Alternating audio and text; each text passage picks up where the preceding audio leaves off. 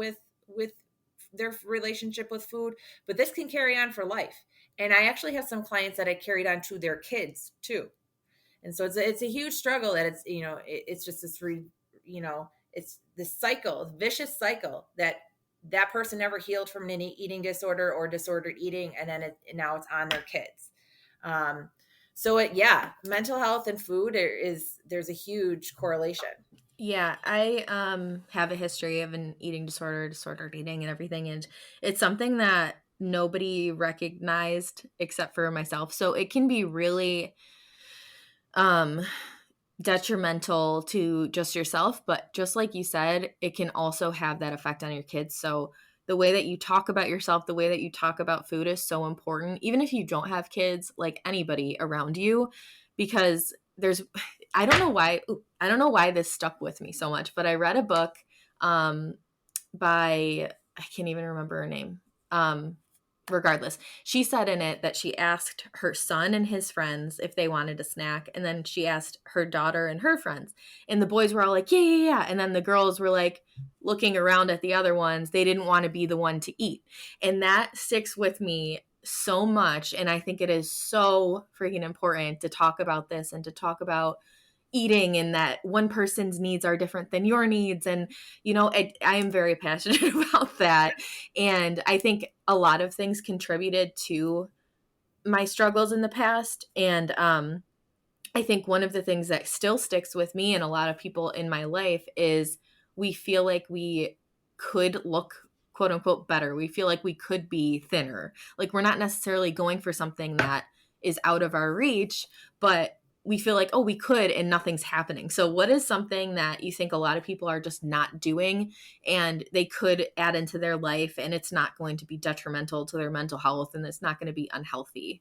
Did that question come out correct? Okay. Yeah. Walking. It's so underrated. Walking. I walk every day. Yeah, it's You huge. know, so many of us work from home or have sedentary jobs, and you're just not getting enough steps.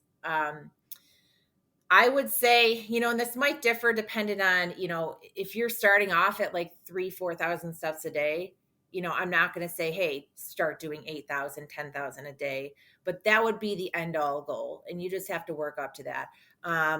Another thing would be, weightlifting 1 to 2 days a week at least. My five things I go over when people come to me is we go over exercise. So I make sure they're getting enough steps and some sort of weightlifting, because, another thing is as we age, we start losing muscle. And, the more muscle we have, the more calories we burn at resting. We don't move as much as we used to, 10 years ago. So, they're like, it's all hormone related. Well, no, you slow down. You know what I mean? You slow down. And so I talk about weightlifting, walking. So that's exercise point of it. And then we also go over sleep, stress, fluid, and nutrition. A lot of people don't think about the walking part because they're at work all day. You need to figure out ways to incorporate it. Another thing would be obviously fruits and vegetables, fiber and protein probably are, my two big nutrition parts of it, is that we're not eating enough protein. I'm not needing people to get like 150 grams, a day. I would say anywhere from like 0.7 to 0.9 grams of protein per pound of weight. I think that's a great starting point. When people come to me, we'll work through their meals to be like, this is like, you're lacking in protein at these meals. This is a way to get it up. But people are just completely lost because they're so confused. You know what I mean? And that's just what it is. And it's a big struggle because, you'll be on your feed and you'll be like, protein's bad for you. The next slide, you'll be like, carbs are bad for you. And the next slide's like, fat's bad for you. And the next slide's like, you can't eat broccoli. And it's like, oh my gosh. Mm-hmm. Yeah, that's exactly it. And that's why I think it's so important to have these conversations, because you almost it's almost like a stress relief. So that helps you when you feel like, no, you're not doing anything wrong. All of this stuff that you're being exposed to is just not true, or is really specialized to one type of person. So you can't really look at what other people are doing. if somebody isn't losing weight, like especially if they have PCOS or like they truly do have a hormone issue, could somebody be doing all the right things and they're just not losing weight? And if you feel like they're probably not doing the right things, what do you think they should do? Go to a dietitian? Yeah.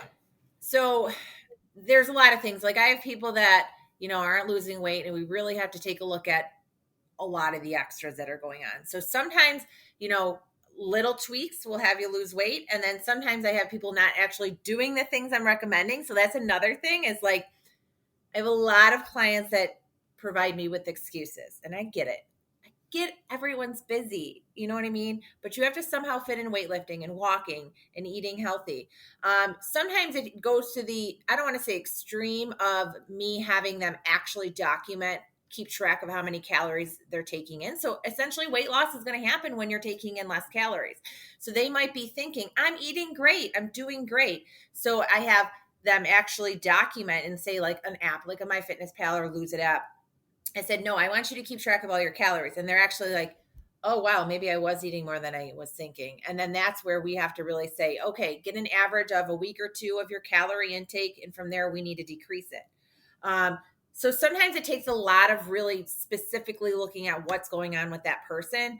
I'm also not a fan of weighing yourself every day. I have a lot of people, which also that actually comes back to the part of like, seeing a therapist and having that poor relationship with food. Is I have a lot of clients and I'm like, I had one client ask me, how many times a day should I weigh myself? And I'm like, times a day? I'm like, no, like I would say once every 2 weeks, once every month, because weight loss is not linear, especially as females, we fluctuate a lot. We can fluctuate from anywhere to 5 to 6 pounds a day. Okay. Um, so thinking of that is that some people just aren't hanging on long enough to make those changes and be consistent. Because that is one thing that I don't see with a lot of people is consistency, because it's like that instant gratification part again. It's like, hey, I didn't lose 10 pounds, in the first week I did this, I'm done. Where it's like, typically I don't like seeing people lose more than like 1 to 2 pounds a week. So if that's the case, if you're losing 4 pounds a week and your goal is 20 pounds, that's 5 months. That's a long time. But it's a mind game, because you're like, I should be losing this faster, but you didn't put it on overnight. So it really, if you're not losing weight, sometimes I have to take a look at how long have you been making these changes? What changes have you really been doing? What other changes can we make? So again, it's very personalized and individualized. It's very, yeah, yeah. Yeah, So no, that's helpful. And there's just one friend in particular, so I'm trying to get her some specific tools. But I think a lot of people feel like, especially because that's another way that like supplement companies and people will get you. They like give a word for that frustration that you're having. So for instance, like stubborn fat or belly fat, like they're very specific with that, and then they're like, oh well, I have that, oh well, I need this, you know what I'm saying? So yeah, it's very frustrating. I think it's just a double-edged sword. Like people can contact you and get your meal plans and workouts, but also like they're scrolling and the next thing they see is something negative, or somebody posting, I lost 50 pounds, or this is my before and after. And they're like, I look like the before, but the before is my after. Like, so there's just a lot of discouraging things online, but that kind of goes right into how I want to end this off.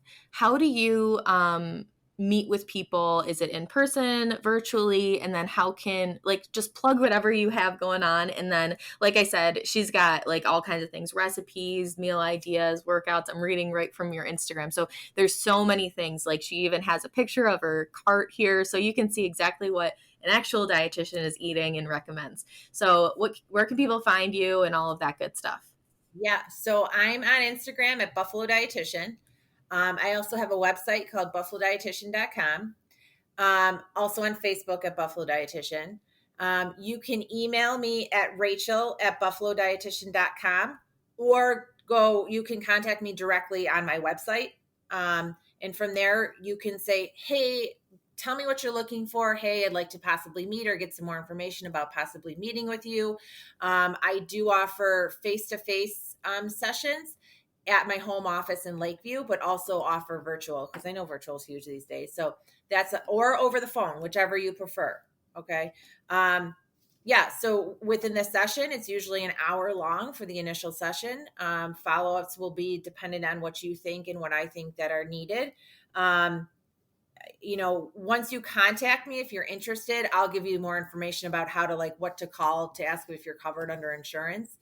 Um, but yeah, we'll go over what you're looking for, your goals. During the session, I kind of talked about, like, we'll go over exercise, fluids, sleep, stress, nutrition, give you meal ideas. But yeah, my website and my Instagram probably has the most information. Instagram and Facebook, I pretty much post the same thing, but I'll post meal plans every week. So I'll post what I'm making for dinner, and then essentially kind of try to post most of the recipes each week. If not, they're already saved on my Instagram or within my website. If there's anything you're ever looking for, like you have a question specifically about something, I'm always looking for ideas, for post ideas, things like that. Yeah. So I that's my love that. information. That's so great. You are very accessible, and I appreciate everything you put out there, like free content, because a lot Yeah. of people can't, aren't ready to invest in a dietitian, or their insurance doesn't cover. But that's just a reminder too that you do accept insurance, and Yeah. you'll help with that, like you said. So that is amazing. Is there anything that you wish that I kind of asked, or you feel like everybody should take away? I think we touched on so many things, so I really appreciate it. Yeah, no, I think we went over everything. I think my biggest thing is don't overcomplicate nutrition. We have to bring it back to the basics, is, getting enough protein, enough fruits and vegetables, and moving more, really. And that's really what we need. Yeah. Yep. There's so many things that are coming to my mind too, but is there before we end, there's my last question. For on the topic of gluten, everybody says that like in Italy they can eat gluten, they can't here. Is that like a genuine concern that the gluten here in America is different, and is there any reason that somebody should stay away from gluten if they don't have celiac disease? Um, no, there's no reason to stay away from it. I want to know, say you go to Europe, are you on vacation and less stressed? Are you sitting and eating your meals and actually chewing your food and enjoying the time? Whereas at home, you're standing while your kid is eating and you're watching TV and scrolling on your phone. That's another thing, is being mindful eating that could be causing some GI Mhm. issues, you thinking it's from the gluten. Mhm. So Yeah. again, Yeah. it's not the food. I mean, they may use some different ingredients, but essentially, if they're using gluten, we're also using gluten in Right. America. So Right.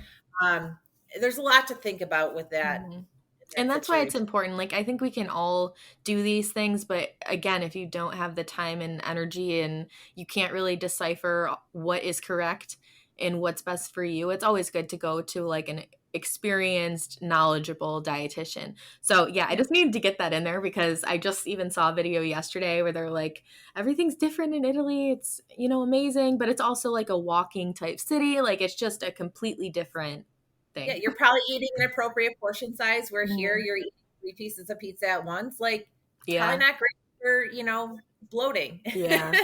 It sucks because we want, again, that, like, easy answer, like, "Oh, just eat like you're in Italy," but it's just completely different. It's, coming from a million sides. You're literally in Italy. That's, like, no stress. So, yeah. So I just we're right at exactly an hour, but, I'm so happy that we were able to touch on so many things, and if anybody has any other questions, or, like, if we missed a whole thing, like I should have asked, maybe I'll have you on again if you are interested in the future. I would love to kind of follow up with you in maybe a couple of months just to keep all of the ladies listening on the same track and or on a good track. So, yeah, anyways, thank you so much. I really appreciate your time and going into everything. It's going to be so helpful for people because this podcast is really about being your best self, having your best life, and that foundation of food and exercise and reducing stress is so key to that. So again, thank you, Rachel, and thank you for everybody listening. All of the links and everything will be in the show notes and on Instagram and everywhere else that I'm posting this. So definitely reach out to Rachel. And again, she has so many free resources. So at least follow her and keep up with what she's doing and saying. And yeah, so thank you all for listening. Don't forget to rate, follow, share the podcast. I know a lot of people could use this episode in their life. So again, I'll see you next week. Thank you.